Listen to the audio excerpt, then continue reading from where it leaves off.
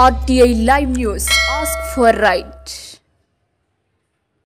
ఆంధ్రప్రదేశ్ రాష్ట్రంలో నారావారి నకిలీ లిక్కర్ అరికట్టాలి అంటూ వైసీపీ కేంద్ర కార్యాలయం పిలుపు మేరకు సాలూరు టౌన్షిప్లో ఎక్సైజ్ స్టేషన్ వద్ద నిరసన కార్యక్రమం చేపట్టారు. తదుపరి నినాదాలు చేస్తూ ఎక్సైజ్ అధికారికి వినతి పత్రం అందించారు. నారావారి నకిలీ బ్రాండ్ మద్యంతో ఆంధ్రప్రదేశ్ రాష్ట్రాన్ని మధ్యాంధ్రప్రదేశ్గా మార్చారని దుయ్యబట్టారు. ఈ కార్యక్రమంలో రాష్ట్ర వైసీపీ కార్యదర్శి పార్వతీపురం కురుపాం, అసెంబ్లీ నియోజకవర్గం వైసీపీ పరిశీలకులు మక్కువ జెడ్పీటీసీ మావుడి శ్రీనివాస్ నాయుడు, ఉమ్మడి విజయనగరం జిల్లా గ్రంథాలయ సంస్థ మాజీ చైర్పర్సన్ రెడ్డి పద్మావతి, వైసీపీ నేతలు, కార్యకర్తలు, అభిమానులు అధిక సంఖ్యలో హాజరయ్యారు.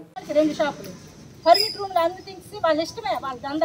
ఈ నకిలీ మద్యాలు తాగి వాళ్ళు విచక్షణ కోల్పోయి మగవాళ్ళు వాళ్ళు ఏం చేస్తున్నారో ఏం మాట్లాడుతున్నారో ఏమో తెలియదు. మహిళలకు రక్షణ కరువైంది. ముఖ్యంగా కుటుంబాలు చితికిపోతున్నాయి, మహిళలకు రక్షణ కరువైపోయింది.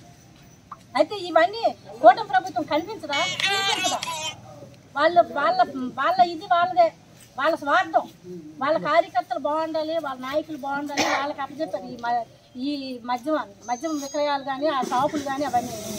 అంతేగాని ఈ ప్రజలు ఎలా పోని ఈ కూటమి ప్రభుత్వం తగిన బుద్ధి చెప్పాలంటే మనం ఇలాంటి ఉద్యమాలు ఇంకా చేయాలి. ఈ నకిలీ మద్యం ఆపి సిబిఐ దర్యాప్తు చేసే వరకు మన పోరాటం ఆగదని ఈ మహిళల పక్షాన్ని నేను చెప్తున్నాను. మహిళలందరం కూడా తిరుగుబాటు చేస్తాం దీనిపైన.